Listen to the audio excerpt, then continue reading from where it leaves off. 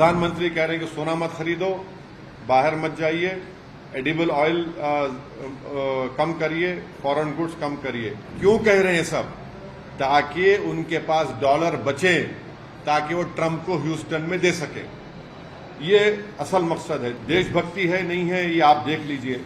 देश की ये बीजेपी की सरकार इस देश को छुपा रही है असल हालात और इकोनॉमी के बारे में। अब देश को तकलीफ उठाने का वक्त आ चुका है, देश की जनता को, और उसको प्रधानमंत्री देशभक्ति से जोड़ दे रहे हैं। जो प्रदेशों में चुनाव हुए उसके 6 दिन के बाद प्रधानमंत्री ने अपने हैदराबाद के भाषण में ये कह दिया सब बातों को। अब सवाल ये पैदा होता है कि आप प्रधानमंत्री देश को बता रहे हैं कि चुनाव चल रहा था तो मैं आपसे वोट मांग रहा था, और वोट मांगते वक्त मैं आपको नहीं कह सका कि चुनाव के बाद हम पेट्रोल, डीजल और एविएशन फ्यूल पर उसकी कीमत बढ़ाने वाले हैं। तो प्रधानमंत्री ने अब ये कह रहे हैं कि ये देशभक्ति की बात कर रहे हैं कि देशभक्त वो है जो इन सब चीजों को बर्दाश्त करे। तो मैं उसको ये कहता हूं कि ये भारत की जनता के लिए एक इनवॉइस आने वाला है, और वो इनवॉइस ये रहेगा कि पेट्रोल, डीजल और एविएशन फ्यूल पे बढ़त होगी, बहुत उसकी कीमत बढ़ेगी।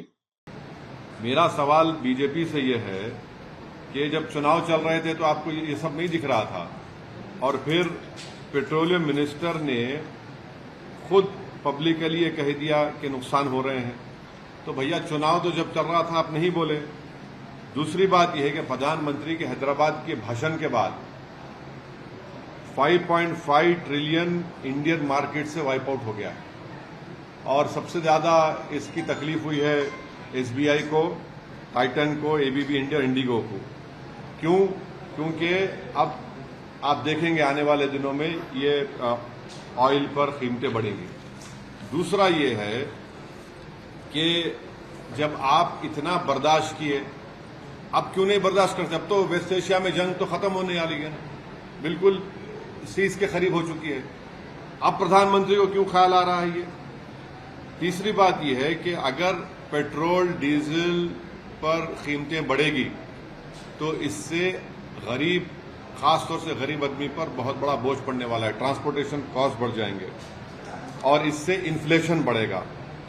तीसरी बात यह है कि अभी जब ये बात कर रहे हैं प्रधानमंत्री हमारे रिजर्व्स के बारे में, अब आप देख लीजिए कि हमारे जो फॉरेन इन्वेस्टर्स हैं, हमारे विश्वगुरु हम बोलते हैं अपने आप, फॉरेन इन्वेस्टर्स ने मार्च 2026 में 1 लाख करोड़ यानी 11 बिलियन डॉलर्स को इंडियन मार्केट से लेकर चले गए। अब ये पैसा इसलिए निकाल रहे हैं कि ये भारत से मोहब्बत करते, ये इसलिए निकाल रहे हैं कि मोदी गवर्नमेंट इस बात को मानने को तैयार नहीं है कि हमारी माइक्रो इकोनॉमिक्स ब्लीड हो रही है। और उसी में आप देख लीजिए कि ये विश्वगुरु की इकोनॉमी नहीं है, ये इकोनॉमी जो है वर्स्ट परफॉर्मिंग करेंसी है इमर्जिंग मार्केट्स में। हमारी इमर्जिंग मार्केट्स 2026 में हमारी वर्स्ट परफॉर्मिंग करेंसी है, और हमने 38 बिलियन डॉलर्स ऑफ रिजर्व्स को हमने 90 दिन में उसको इस्तेमाल किया है। तो इसी वजह से एक अंग्रेजी की कहावत है इकोनॉमिक्स लैंग्वेज में कि the foreign investors are voting with their feet to the tune of 11 billion in 1 month. माने ये लोग जो है 1 लाख करोड़, उसको आप कन्वर्ट करेंगे रुपीज से डॉलर में तो 11 बिलियन उन्होंने ये किया। ये ईरान वॉर ने नहीं किया, ये ईरान अमेरिका की वॉर ने इसको एक्सपोज कर दिया है। अब इसका एक और वजह यह है क्योंकि हमने ट्रंप को ये कह दिया है कि हम 500 बिलियन डॉलर का जो भी है उनसे सामान खरीदेंगे। अब हो क्या रहा है कि आज कितना हो गया, 95 रुपीज के करीब, 95 के ऊपर हो गया है। तो अब जब हमने ट्रेड डील साइन किया यूएस से, हमारे यूएस से एक्सपोर्ट्स है 2025 में 39 बिलियन। अब क्योंकि अब 261 बिलियन नेक्स्ट 5 इयर्स में करना है, बादशाह सलामत को हमने जो ट्रंप आजकल अपने आप को शाहजहां जहांगीर बने हुए हैं, तो ये 239 बिलियन का गैप इस डील में है। तो इसीलिए अब हमको ट्रंप को खुश करने के लिए खरीदना है। तो मोदी गवर्नमेंट की परेशानी हो गई है कि जितना डॉलर हम परचेस करेंगे, इंडियन रिजर्व हमारे उसमें कम होंगे। एनर्जी क्रंच है, तो एनर्जी क्रंच को ओवरकम के लिए ट्रंप बोल रहा है कि मुझसे खरीदो आप, क्योंकि आपने ये ट्रेड एग्रीमेंट कर लिया है।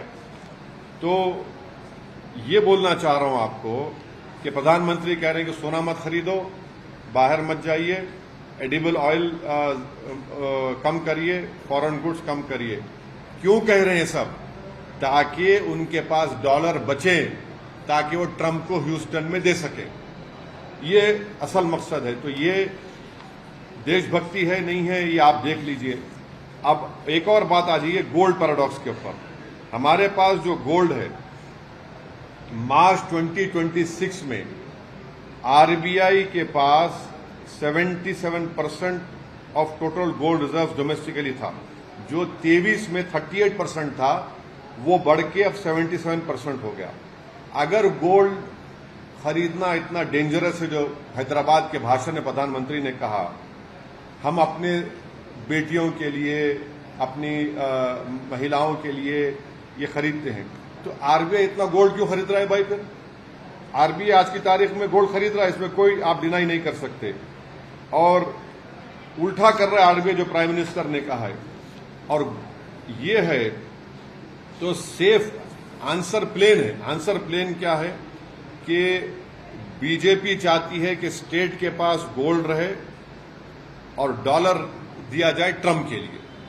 तो इसी वजह से आप देख रहे हैं कि 1991 में हमने 47 टन गोल्ड लंदन से उठाया, बैलेंस ऑफ पेमेंट क्राइसिस हुआ था। अब 2026 में यही भारत एयरलिफ्ट कर रहा है गोल्ड को लंदन से।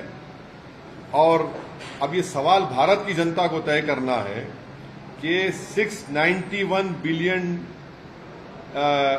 के रोबोस्ट रिजर्व हमारे पास हैं, और हम एक बुलियन होम लाइक कंट्री इतना है, तो हमको ट्रबल क्यों हो रही है फिर? तो ये अचानक नतीजे आने के बाद प्रधानमंत्री का ये कहना, ये बड़ा ही चौंकाने वाला है। और एक बात मैं आपसे कहना चाह रहा हूं कि देश की ये बीजेपी की सरकार इस देश को छुपा रही है असल हालात और इकोनॉमी के बारे में। आप देखिए कि हम 104 ton gold bank of England से और बैंक ऑफ इंटरनेशनल सेटलमेंट से सेकेंड हाफ ऑफ 2025 में हमने उनसे ट्रांसफर किया है। तो ये चीजें हैं। अब देश को तकलीफ उठाने का वक्त आ चुका है, देश की जनता को, और उसको प्रधानमंत्री देशभक्ति से जोड़ दे रहे हैं। ये कैसा होगा? चुनाव जब चल रहे थे तो आप सीना तान कर बोल रहे थे, आपने एक्साइज ड्यूटी को भी आपने कट कर दिया। आप चुनाव हो गए तो अब ये सब बोझ देश की जनता पे आयद होने जा रहे हैं। राजनीति हो या क्रिकेट, देश विदेश की ब्रेकिंग हो या आपके मोहल्ले की बड़ी खबर, सब मिलेगा एक ही ऐप में, सबसे तेज और भरोसेमंद। अभी डाउनलोड करें दैनिक भास्कर डिजिटल।